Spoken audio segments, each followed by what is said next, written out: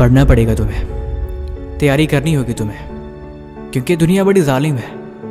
नाकामयाब लोगों से ऐसे चलती है जैसे कि वो कुछ हो ही नहीं, उन्हें कोई इज्जत ही नहीं होती। घर पे माँ बाप सही से बात नहीं करते, दोस्तों में भी हमेशा की तरह प्यार नहीं रह जाता। एक वक्त के बाद अगर इंसान कामयाब ना हो तो उसकी ज़िंदगी बिल्कुल नर्क बन जाती है। इसलिए तुम्हें तैयारी करनी पड़ेगी खुद के लिए, ये तुम्हारी जिम्मेवारी है। So guys, welcome back to our YouTube channel. और ये वीडियो बेसिकली पूरा नीट 2023 में बायोलॉजी के रिलेटेड रहने वाला है। और इस वीडियो के अंदर मैं आपको बताऊंगा, अगर आपका स्कोर 250 260 पर स्टक है तो आप उसको कैसे 330 340 तक ले जा सकते हैं। इवन 250 लाना भी बायोलॉजी के अंदर कोई छोटी बात नहीं होती रेगुलरली। और आपको कुछ 2-3 फिनिशिंग पॉइंट्स पर ही ध्यान देना होता है, जिससे आप अपना स्कोर 330 340 तक ला सकते हैं। और इस वीडियो के अंदर मैं आपको कुल फैक्ट्स बताऊंगा जो प्योर अप्लाइड फैक्ट्स हैं, जिनको आप यूज़ करके ईजिली अपना स्कोर बढ़ा सकते हैं। तो आइए देखते हैं इस वीडियो में।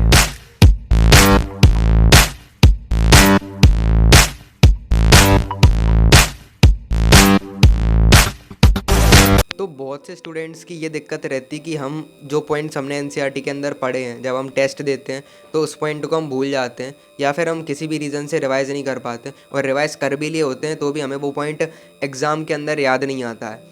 तो इससे बचने के लिए मैं आपको सबसे अच्छा मेथड बताऊं, जो आप पुरानी डीपीपी या फिर कोई भी मॉड्यूल के क्वेश्चंस लगा चुके हैं, उन क्वेश्चंस को अगर आप दोबारा से लगा लेंगे तो वो आपके लिए सबसे ज़्यादा बेनिफिशियल रहेगा। और बहुत से लोग पूछते हैं बायोलॉजी के अंदर हमें क्वेश्चन लगाने चाहिए, तो मैं कहता हूँ हाँ, लगाने चाहिए, क्योंकि बायोलॉजी के क्वेश्चंस बहुत कम टाइम में बहुत ज़्यादा क्वेश्चंस हो जाते हैं। आपका टाइम भी उतना नहीं लगता है, और बहुत एक्टिवली आप चीज़ों को याद करते हो क्वेश्चंस के फॉर्म में, अगर आप क्वेश्चन लगाएंगे तो।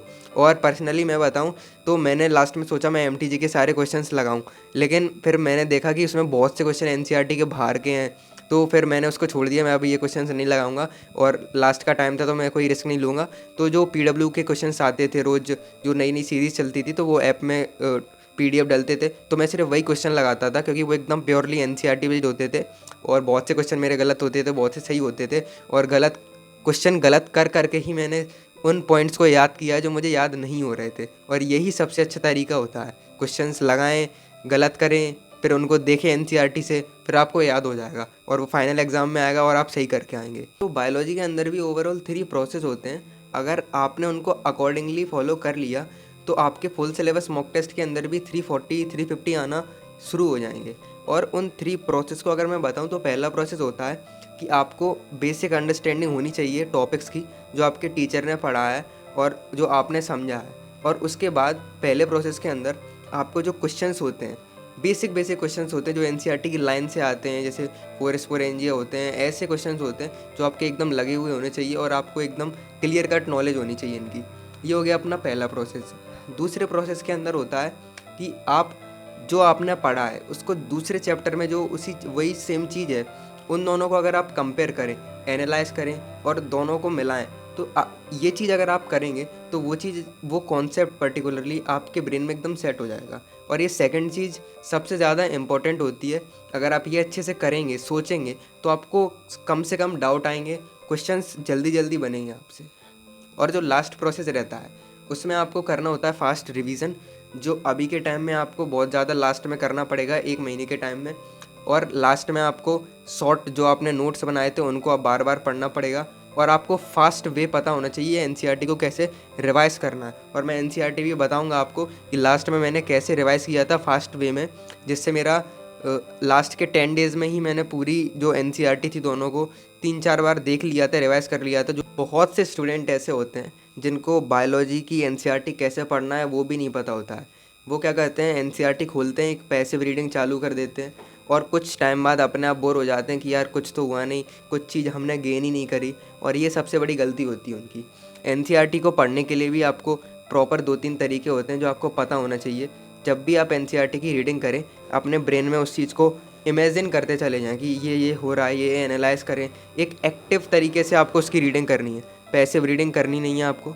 जैसे कि मैं आपको बताऊं, ये मेरी एनसीईआरटी है, तो जैसे इसमें लाइन लिखी है, in prokaryotes such as E coli though they do have a defined nuclei, DNA is not scattered throughout the cell.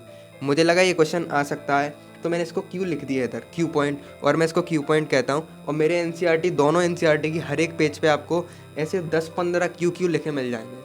और यही रीज़न है, अगर आप क्यू लिखेंगे तो आपको कहीं ना कहीं लगेगा कि हाँ ये क्वेश्चन बन सकते हैं, और ये एक एक्टिव रीडिंग करने का सबसे अच्छा प्रोसेस होता है।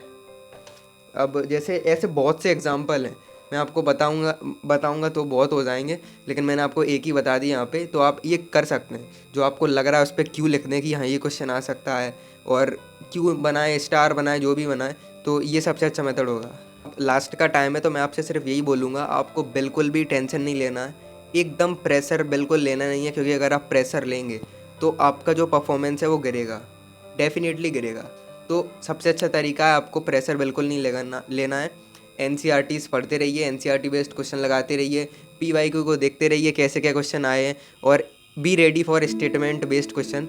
और मेरा ये मानना है 2022 में तो बायोलॉजी के अंदर इतने लंबे चौड़े क्वेश्चन आ गए, तो शायद इस साल ये सब ना करें वो लोग, तो इस साल दूसरा सेक्शन डिफ़िकल्ट दे दें, ऐसा होगा। लेकिन मेजोरिटी क्वेश्चन आपके सिंपल आने वाले हैं, ये हर साल होता है। तो बी कॉन्फिडेंट और आप खुद पर भरोसा करें। अगर आपको वीडियो अच्छा लगा और